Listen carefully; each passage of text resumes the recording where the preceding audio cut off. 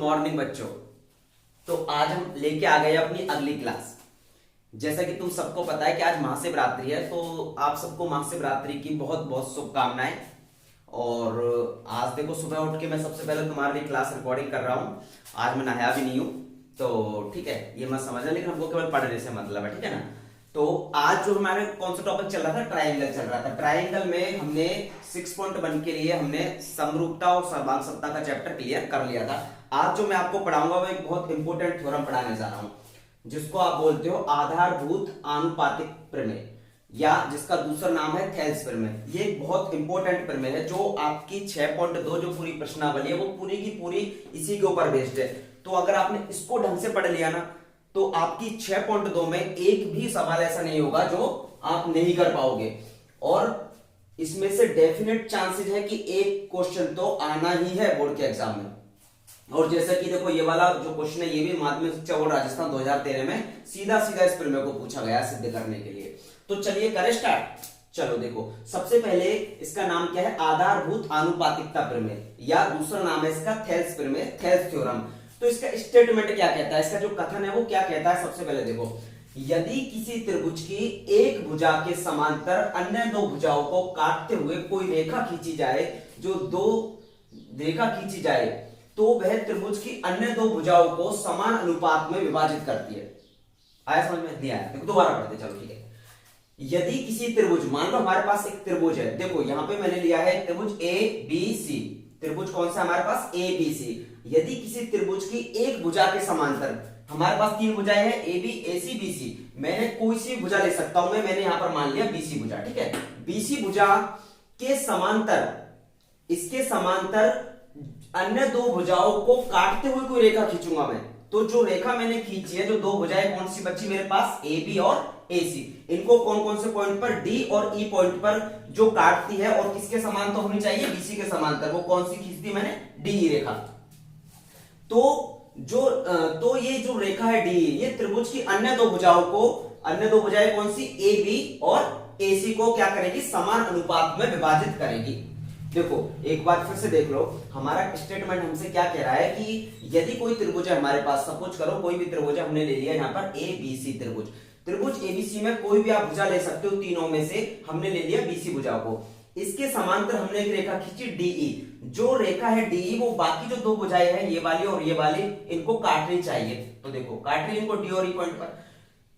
तो ये हमसे कथन सिद्ध करवाना चाहता है कि जो इस रेखा ने बाकी दो भुजाओं को जो काटा है, तो इनको कैसे काटा है, समान अनुपात में विभाजित करा है, समान अनुपात में काटा है। समान अनुपात में कैसे, जैसे ए बी भुजा को देखो कहां पर काटा इसने, रेखा ने डी पॉइंट पर। तो डी पॉइंट पर काटा, तो इसका कहने का मतलब है कि ए डी का ए डी बटे डी बी, ये जो जिस अनुपात में काटा है इस भुजा को, ए डी बटे डी बी, उसी अनुपात में, सेम अनुपात में ही इसने ई पॉइंट ने ए सी भुजा को काटा होगा, यानी ए ई बटे ई सी। ये हमसे क्या कहना चाहता है, सिद्ध करवाना चाहता है। तो देखो जब भी आप कोई थ्योरम आपको प्रूव करनी है, सिद्ध करनी है, तो उसके कुछ क्या होते हैं, कुछ स्टेप्स होते हैं, वो आपको फॉलो करने पड़ते हैं। सबसे पहले जो हमें गिवन है, दिया हुआ है, क्या दिया हुआ है, वो सबसे पहले लिखना पड़ता है। तो सबसे पहले आपको क्या लिखना दिया है, तो हमें क्या दिया है वो इसमें कि त्रिभुज एबीसी है, ये इसने बोला हुआ है यहाँ पर कि एक त्रिभुज की एक भुजा के समांतर, तो हमने त्रिभुज माना एबीसी। तो त्रिभुज एबीसी में, और इसमें ये भी बोला हुआ कि कोई समांतर रेखा खींची जाएगी किसी एक भुजा के, तो हमने क्या माना कि बीसी के समांतर, बीसी भुजा के समांतर हमने एक रेखा खींची डीई यहां तक, जो ए बी और ए सी को, जो ए बी और ए सी को दो बिंदुओं पर काटती है, डी और ई पॉइंट पर। ये हमें दिया हुआ है, यहां तक कोई दिक्कत। चलो ठीक है, आगे बढ़ते। फिर देखो हमसे सिद्ध क्या करवाना चाहता है, सिद्ध हमसे करवाना चाहता है कि जो वाले भुजा का जो अनुपात है, डी पॉइंट ने जैसे इसको काटा है डी रेखा ने, तो इसका जो अनुपात है ए डी बटे डी बी, वो सेम अनुपात में ही काटेगी ई। ई जो पॉइंट है, जिस पॉइंट पर इस भुजा को काटा, ये भी सेम अनुपात में बटेगी, यानी ए ई बटे ई सी, ए ई बटे ई सी। ये हमको प्रूव करना है, मतलब कि जब भी हम इतनी जो क्रियाकलाप कर रहे हैं, सब कुछ ये हम किस लिए कर रहे हैं, फाइनली हमको ये लेकर के आना है, ठीक है। चलो अब देखो, जब भी आप कोई प्रमेय या थ्योरम कोई भी सिद्ध करो, अगर अपनी तरफ से उसमें कोई भी काम करते हो, अपनी तरफ से कोई भी कुछ लिखते हो, जो भी करते हो आप, तो उसको बस कुछ मत करो, सीधा यहाँ उतार दो, ठीक है, जो भी आपने किया है। अब हमारे पास ये चीजें तो हमारे पास नहीं थी ना, ये तो हमने क्या किया, अपनी तरफ से तो जोड़ा है। हमने क्या किया, बिंदु डी से, जो डी रेखा थी, तो इसके बिंदु डी से एसी जो भुजा है, एसी भुजा पर क्या किया, एक लंब डाला, डीजी, डीजी एक लंब डाला। तो और बिंदु ई से हमने क्या किया, ए बी भुजा पर एक लंब डाला ई एफ, तो हमने ये इसको बस सेम उतार दिया, बीई और बी को क्या किया हमने ई से मिला दिया और सी को किससे मिला दिया, डी से। तो हमने लिख दिया है कि बीई और सी डी को आपस में मिलाया, ठीक है भाई। ई से ए बी पर लंब ई एफ डाला, ई पॉइंट से ए बी भुजा पर लंब कौन सा डाला हमने, ई एफ डाल दिया, और डी से ए सी पर लंब, डी पॉइंट से जो भुजा ए सी है इस पर लंब कौन सा डाल दिया हमने, डी जे लंब डाल दिया। यहां तक की कहानी हो गई पूरी, ये इसमें हमें कुछ नहीं करना पड़ा खास। लेकिन अब जो असली कहानी है वो अब शुरू होगी। अब हमें देखना है कि इसमें कैसे हमें क्या कुछ करना है। तो जो इसका फर्स्ट पॉइंट तो कौन सा हुआ है, दिया है। सेकंड पॉइंट क्या सिद्ध करना है हमको, थर्ड पॉइंट हो गया रचना, मतलब कि जो हमने लिखा है उसको हमने रचना में डाल दिया, जो अपने अपनी तरफ से किया हुआ है। अब इसके बाद में इसका मेन स्टेप चालू होता है उत्पत्ति, ठीक है। उत्पत्ति बोले तो इसका प्रूफ चालू होता है। तो प्रूफ को हम क्या करते हैं, है ना, लिख करके थोड़ा इसको मिटा के साफ करके हम थोड़ा पूरे अच्छे से बता देते हैं, ठीक है। तो चलिए देखिए हमें क्या करना है, अब इसका हम प्रूफ करते हैं, ठीक है। इसका प्रूफ करते हैं। अब देखो जो हमें प्रूफ करना है, जो लेकर के आना वो मैंने यहाँ ऊपर लिख लिया है, एडी बटे डीबी बराबर एई बटे ईसी। अब देखो एक ही चीज को ध्यान से समझना, हमें क्या प्रूफ करना है, एडी बटे डीबी, यानी हमें पहले लेफ्ट साइड में क्या चाहिए, एडी चाहिए और क्या चाहिए, डीबी चाहिए। अब आप इसमें देखो एडी और डीबी कहां है, तो ये देखो एडी मेरा ये रहा और डीबी मेरा ये रहा। अब आप इस वाले त्रिभुज को देखो, यहां पर कौन सा त्रिभुज, ए डी ई। त्रिभुज ए डी ई में क्या है, एडी आ रहा है मेरा, तो और देखो, और त्रिभुज इसको देखो, त्रिभुज डी बी ई, त्रिभुज डी बी ई और त्रिभुज ए डी ई। तो हम क्या करेंगे, देखो मैं आपको थोड़ा डीपली समझाऊंगा, तो आप थोड़ा इस चीज को ध्यान से समझना। हम क्या करेंगे, इनका अनुपात निकाल लेंगे, जिसमें एडी आ रहा उस त्रिभुज का किसके साथ अनुपात, जिसमें डीबी आ रहा है, जिसमें डीबी भुजा आ रही है। तो यहां पर देखो हम किसका अनुपात निकालेंगे, त्रिभुज ए डी ई का क्षेत्रफल बटे त्रिभुज डी बी ई का क्षेत्रफल। अब त्रिभुज के क्षेत्रफल का सूत्र क्या होता है भाई, त्रिभुज का क्षेत्रफल तुमको पता होगा क्या होता है, 1/2 आधार इंटू ऊंचाई। क्या होता है, एरिया ऑफ त्रिभुज क्या होता है, 1/2 इंटू आधार इंटू ऊंचाई, 1/2 इंटू आधार इंटू ऊंचाई। तो देखो 1/2 त्रिभुज एडी में, त्रिभुज एडीई में, त्रिभुज एडीई में सबसे पहले हम आधार किसको मान लेते हैं, एडी को। एडी को क्या मान लेते हैं हम, आधार। तो एडी हमारा आधार हो गया, इंटू ऊंचाई। अब इसमें ऊंचाई क्या होगी, तो हाइट क्या होगी इसकी, पॉइंट ई से, और जो हमने लंब डाला है इस पर ए बी भुजा पर जो लंब डाला है ई एफ, ई एफ क्या हो जाएगी, इसकी ऊंचाई हो जाएगी, ई एफ क्या हो जाएगी, इसकी हाइट हो जाएगी। ऐसे ही देखो नीचे वाले को देखो, ये तो क्या होगा इसका आधार, एडी तो क्या होगा इसका आधार, और ई एफ क्या होगा इसकी ऊंचाई, ठीक है। अब देखो त्रिभुज डीबीई को, त्रिभुज डीबीई, त्रिभुज डीबीई में 1/2 इंटू आधार क्या है, आधार हम मान लेते डीबी। अब आधार मैंने डीबी, यहां पर मैंने आधार एडी क्यों माना था, आधार मैंने एडी इसलिए माना था भाई क्योंकि मेरे को यहां पर एडी लेके आना था। तो मेरे को सीधा सा बात दिखे कि एडी कब आएगा, एडी तभी आ सकता है जब मैं आधार इस त्रिभुज में एडी को मानूंगा, ठीक है। अब यहां पर इस वाले त्रिभुज में डी बी ई में देखो, अगर मैं आधार डीबी को मानूंगा तभी जाकर मेरा डीबी आ सकता है। तो मैंने आधार क्या मान लिया, डीबी। अब बात आती है ऊंचाई की। तो देखो इस वाले जो त्रिभुज की जो हाइट होगी ना, इस वाले त्रिभुज की, त्रिभुज डी बी ई की, त्रिभुज डी बी ई की हाइट क्या होगी, त्रिभुज डी बी ई की जो हाइट होगी वो भी भाई ई एफ ही होगी। त्रिभुज डी बी ई की जो हाइट होगी वो भी क्या होगी, ई एफ ही होगी। कैसे होगी ई एफ, क्योंकि देखो ये जो है एडी, एडी भुजा और डीबी भुजा को आप देखो एक ही रेखा पर है, एक ही रेखा पर है, और ये क्या है यहाँ पर इस रेखा पर क्या है, इससे लंब है। तो आपने हाइट निकाली होगी ना, जो ऊपर का जो पॉइंट होता है वहां से जो बेस होता है उसकी जो वो होती है वो क्या होती है, हाइट होती है। तो इस वाले की देखो आप अगर यहां से इस पर लंब डालोगे तो ये इस एक ही सेम रेखा पर ही है ना, ए बी क्या है हमारा सेम रेखा पर है। तो ई एफ जो होगा वो भी इस त्रिभुज की भी क्या होगी, हाइट होगी। त्रिभुज डी डी ई की भी क्या होगी, वो हाइट होगी। तो यहां पर क्या आ जाएगा, सेम ई एफ आएगा, ई एफ। अब देखो आप इसमें ई एफ से ई एफ क्या हो जाएगा, मेरा कट जाएगा, ई एफ से ये कट जाएगा, 1/2 से मेरा 1/2 कट जाएगा। तो ये क्या आ जाएगा मेरा, ये आ जाएगा मेरा त्रिभुज ए डी ई का एरिया बटे त्रिभुज डी बी ई का एरिया बराबर ए डी बटे डी बी। ये आ गया मेरा, ये हो गया मेरा समीकरण नंबर 1। अब देखो से ये हो गया मेरा समीकरण नंबर 1, यानी मेरा ए डी बटे डी बी तो मेरा आ गया। अब मुझे लेके क्या आना, ए ई बटे ई सी। अब ए ई कहाँ है मेरा, ए ई मेरा ये रहा और ई सी मेरा ये रहा। तो सेम पहले हम यही वाला त्रिभुज लेंगे, ऊपर वाला त्रिभुज ए डी ई। लेकिन लेकिन लेकिन इस बार हम जो बेस मानेंगे यानी जो आधार मानेंगे वो किसको मानेंगे, हम ए ई को। क्यों, क्योंकि हमें यहाँ पर क्या लेके आना है, ऊपर ए ई लेकर के आना है। तो चलो ये समीकरण नंबर 1 डाल दिया हमने इसको। अब देखो त्रिभुज ए डी ई, सेम त्रिभुज ए डी ई का क्षेत्रफल बटे त्रिभुज। अब देखो नीचे क्या लाना है हमको, ईसी लाना है। ईसी कहाँ है हमारा, कौन से ट्राइंगल में है, तो ईसी देखो ई सी डी है ना, ये ई सी डी। तो त्रिभुज ई सी डी का क्षेत्रफल। अब वही फॉर्मूला, क्षेत्रफल क्या होता है त्रिभुज का, 1/2 इंटू आधार इंटू ऊंचाई, 1/2 इंटू आधार। तो आधार क्या मानेंगे हम इसमें, ए ई। आधार क्या मानेंगे, ए ई इस बार, क्योंकि हमें ऊपर ए ई लेकर के आना है। तो 1/2 इंटू आधार इंटू ऊंचाई। अब देखो ऊंचाई इसकी क्या होगी, इस पे कौन सा लंब डाल रखा हमने, डी पॉइंट से लंब डाला है हमने इस पर, एसी पर डीजी। तो डीजी क्या हो जाएगी, इसकी हाइट हो जाएगी, यानी इसकी ऊंचाई हो जाएगी। ठीक है, ऐसे ही त्रिभुज ईसीडी में देखो 1/2 इंटू आधार। इसका आधार क्या होगा, आधार हम मानेंगे ईसी, क्योंकि हमें ईसी लेकर के आना है। तो इसका आधार क्या हो गया, ईसी। तो ईसी इंटू इसकी जो हाइट होगी, इसकी भी हाइट कौन सी होगी, इसकी भी हाइट वही होगी जो पहले वाले त्रिभुज की हुई थी, एडीई की। तो देखो एडीई की हाइट क्या थी, डीजी थी। अब इस वाले ट्राइंगल को देखो आप, त्रिभुज डीईसी या ईसीडी, बात वही है। तो इससे भी तो हमने लंब डाला है ना, इस वाली एक ही रेखा पर है, सेम रेखा पर है दोनों, एई और ईसी सेम रेखा पर है, यहीं से हमने लंब डाला है इस पर डीजी। तो इसकी भी हाइट क्या होगी, डीजी।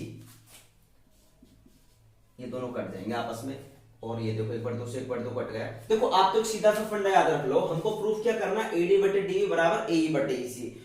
तो भाई डीजी अगर हमने ऊपर लिखा है, अब नीचे अगर डीजी नहीं आएगा तो हम काटेंगे कैसे, नहीं काट सकते। तो आप एक चीज याद रख लो कि हाइट जो होगी वो जो ऊपर वाले त्रिभुज की जो हाइट है, सेम हाइट क्या होगी, नीचे वाले की होगी, ताकि ये दोनों आपस में कट सके। तो इसका क्या आ जाएगा, इसका आ जाएगा हमारा त्रिभुज एडीई का एरिया बटे त्रिभुज ईसीडी का एरिया बराबर एई बटे ईसी। और ये हो जाएगा हमारा समीकरण नंबर 2। अब आप समीकरण 1 और 2 को देखो ध्यान से। समीकरण नंबर 1 और 2 का जो हमारा एलएचएस है वो क्या है, बराबर है। देखो त्रिभुज एडीई का एरिया, त्रिभुज डीबीई का एरिया, सॉरी यहां त्रिभुज है एडीई और यहां त्रिभुज है ईसीडी। ईसीडी त्रिभुज ईसीडी और इधर की तरफ क्या, त्रिभुज डीबीई। तो अगर हम इन दोनों को बराबर नहीं कर सकते अभी, क्यों, क्योंकि दोनों में एलएचएस और आरएचएस दोनों में से कोई भी बराबर नहीं है। लेकिन इसकी तरफ ध्यान दो आप, नीचे वाले की तरफ, त्रिभुज डीबीई और त्रिभुज ईसीडी। अब देखो एक चीज देखो, डीई जो है हमारे समांतर है किसके, बीसी के। दोनों जो त्रिभुज है वो क्या है, दो समांतर रेखाओं के बीच में है और सेम इनका आधार है। आधार देखो आप, आधार क्या है, डीई है दोनों का आधार, और ये क्या है, दोनों आपस में कैसी है, समांतर है। तो आपने 9th क्लास में एक प्रमेय पढ़ी होगी कि दो समांतर रेखाओं जिनका आधार क्या हो, एक समान रेखा, एक जिनका आधार समान हो, और जो समांतर रेखाओं के बीच बने त्रिभुजों का जो एरिया होता है वो कैसा होता है, बराबर होता है। तो डीबीई और त्रिभुज ईसीडी का जो एरिया है वो कैसा हो जाएगा, चूंकि यहां हम लिखेंगे चूंकि त्रिभुज डीबीई और त्रिभुज ईसीडी एक ही आधार और समांतर रेखाओं के बीच में है, इसलिए त्रिभुज डीबीई का क्षेत्रफल, त्रिभुज डीबीई का जो क्षेत्रफल होगा वो किसके बराबर होगा, त्रिभुज ईसीडी के क्षेत्रफल के। क्यों होगा बराबर, बराबर इसलिए होगा भाई क्योंकि डीई समांतर है हमारे बीसी के, ठीक है। दोनों त्रिभुज जो है समांतर रेखाओं के बीच में बने हुए हैं और जिनका आधार जो है क्या है, कॉमन है, यानी डीई आधार पर है। तो ये आपने 9th क्लास में पढ़ा होगा, जब समान आधार और समांतर रेखाओं के बीच बने त्रिभुज जो होते जितने भी हो उनका क्षेत्रफल क्या होता है, समान होता है। तो इनका क्षेत्रफल क्या हो जाएगा, समान हो जाएगा। तो इस वाले से देखो समीकरण नंबर कहाँ लिखे कहाँ लिखे कहाँ लिखे। अब आप देखो इस चीज को, चलो समझो, इधर समझो। त्रिभुज एडीई बटे ईसीडी, तो ईसीडी की जगह में डीबी लिख सकता हूं, ईसीडी की जगह में क्या है डीबी लिख सकता हूं। इसको समीकरण नंबर 3 दे दे अगर हम, तो समीकरण 3 से इसको देखो, समीकरण 3 से इस वाले को, समीकरण 3 का मान 2 में रखने पर, समीकरण 3 का मान 2 में रखने पर, तो त्रिभुज एडीई का क्षेत्रफल बटे, अब ईसीडी की जगह मैं क्या रख रहा हूं यहां डीबी, त्रिभुज डीबीई का क्षेत्रफल, तो क्या रहेगा एई बटे ईसी। इसको मैं देता हूं समीकरण नंबर 4। अब समीकरण नंबर 1 और समीकरण नंबर 4 को देखो, एलएचएस देखो, त्रिभुज एडीई का क्षेत्रफल बटे त्रिभुज डीबीई का क्षेत्रफल, इधर भी त्रिभुज एडीई बटे त्रिभुज डीबी। तो जब दो समीकरणों में अगर एलएचएस समान हो तो हमें पता है उनका आरएचएस भी क्या होंगे, समान होंगे। लेफ्ट हैंड अगर साइड अगर बराबर है तो राइट हैंड साइड को भी बराबर होना ही पड़ेगा। तो देखो इसमें क्या हो जाएगा हमारा, समीकरण 1 व 4 से, समीकरण 1 व 4 से इसको कहां लिखे अपन, समीकरण 1 व 4 से, तो समीकरण 1 व 4 से अगर हमारा लेफ्ट हैंड साइड बराबर है तो हमारा राइट हैंड साइड भी बराबर होगा, यानी एडी बटे डीबी हमारा किसके बराबर होगा, एई बटे ईसी के। ये हेंस प्रूफ, यही हमको सिद्ध करना था, एडी बटे डीबी बराबर एई बटे ईसी। यानी कि देखो अब पूरी कहानी का है, मैं एक बार फिर से रिपीट कर देता हूं। हमारा सवाल क्या था, यानी कि हमारी जो प्रमेय थी वो क्या थी, आधारभूत आनुपातिक प्रमेय, जिसको दूसरा नाम है थेल्स प्रमेय या थेल्स थ्योरम। तो क्या कहती है हमारी थेल्स थ्योरम का स्टेटमेंट क्या था कि यदि हमारे पास कोई त्रिभुज है, यदि किसी त्रिभुज एबीसी हमने माना, यदि किसी त्रिभुज की किसी एक भुजा के समांतर कोई रेखा खींची जाए, बीसी के समांतर हमने खींची डी, ठीक है, तो जो खींची गई जो समांतर रेखा है वो अन्य दो भुजाओं को, कौन सी, ए बी और ए सी को समान अनुपातों में विभाजित करेगी। यानी अब देखो बीसी हमारा ट्रायंगल था, इसके समांतर रेखा हमने डी खींची, इसने कौन कौन से अनुपात में बांटा, इसको ए बी भुजा को देखो एडी बटे डीबी, एडी बटे डीबी में बांटा, और इसको कौन से बांटा, एई बटे ईसी। तो ये हमसे कहता है कि सिद्ध करो कि ये दोनों भुजाओं का जो अनुपात है वो कैसा होगा, बराबर होगा। तो हमने कुछ नहीं किया, सबसे पहले हमने क्या किया, जो हमारी डी पॉइंट है, डी पॉइंट पे हम डी से हमने क्या किया, भुजा एसी पर एक लंब डाल दिया जिसका नाम दे दिया हमने डीजी, और ई पॉइंट से हमने भुजा एबी पर एक लंब डाल दिया जिसका हमने नाम दे दिया ईएफ। इसके बाद में हमने डी को मिला दिया सी से और ई को मिला दिया बी से। ये काम हमने खुद अपनी मर्जी से करा है, इसलिए हमने इसको रचना के अंदर ले दिया। अब इसके बाद में देखो हमने क्या किया, क्योंकि हमें पता है कि हमें एडी और डीबी लेकर आना लेफ्ट साइड में एडी और डीबी लेकर के आना, तो एडी जो आ सकता है हमारा वो कौन से त्रिभुज से आ सकता है, केवल एडीई त्रिभुज से आ सकता है। तो हमने एक तो त्रिभुज एडीई को पकड़ लिया, बटे में हमें डीबी लाना था, तो डीबीई हमने क्या कर लिया, डीबीई हमने दूसरा त्रिभुज पकड़ लिया, डीबीई का है हमारा, डीबी इसमें है इसलिए हमने डीबीई त्रिभुज को पकड़ लिया। अब हमने इस त्रिभुज का क्षेत्रफल निकाला, तो क्या होता है क्षेत्रफल का सूत्र 1/2 इंटू आधार इंटू ऊंचाई, 1/2 इंटू आधार। अब चूंकि आधार तो यहाँ पर ये भी हो सकता है, आधार ये भी हो सकता है, ये भी हो सकता है, पर हमने आधार किसको माना, एडी को माना। क्यों माना एडी को, क्योंकि हमने इसलिए माना क्योंकि हमें ऊपर एडी लेके जाना था, तो हमने यहाँ पर आधार किसको माना लिया, एडी को। अब अगर इसका एडी आधार है तो यहाँ से हमने लंब डाला इस पर, तो ये क्या होगी, इसकी हाइट होगी ईएफ, तो ईएफ क्या हो जाएगी, आधार हो जाएगा, ये हाइट हो जाएगी 1/2 इंटू आधार इंटू ऊंचाई। सेम त्रिभुज डीबी में देखो 1/2 इंटू आधार हमने डीबी को माना, क्यों, क्योंकि हमें यहाँ पर डीबी लेके आना था, डीबी। अब इसकी जो हाइट होगी, ये जो ईएफ है, ईएफ क्या है हमारी ऊंचाई, ईएफ क्या है हमारी ऊंचाई है। अब वो ऊंचाई कैसे होगी, देखो इस वाले ट्रायंगल को देखो आप ध्यान से, इस वाले ट्रायंगल को अगर यहाँ से हम ये सेम रेखा पर है, तो अगर यहाँ से हम लंब डालते हैं, एक रेखा खींचते हैं इसके पॉइंट से, तो वो कहाँ आएगी, लंब यहीं डलेगा, तो ये इस वाले त्रिभुज का भी क्या होगा, ऊंचाई होगी, तो इसलिए हमने ऊंचाई इसकी ईएफ ले ली। अगर आपको इसमें कंफ्यूजन है तो आप ये भी याद रख सकते हो कि यार ऊपर अगर ईएफ आया तो नीचे भी ईएफ आएगा, ताकि ये दोनों आपस में कट सके और हमारा ऊपर एडी बच जाए और नीचे डीबी बच जाए, ठीक है। सेम समीकरण नंबर 1, त्रिभुज एडीई का क्षेत्रफल। अब सेम हमें इधर क्या लाना था, एई लाना था, उधर ईसी लाना था। तो एई का है हमारा ये रहा, इसलिए हमने त्रिभुज एडीई को फिर से ले लिया।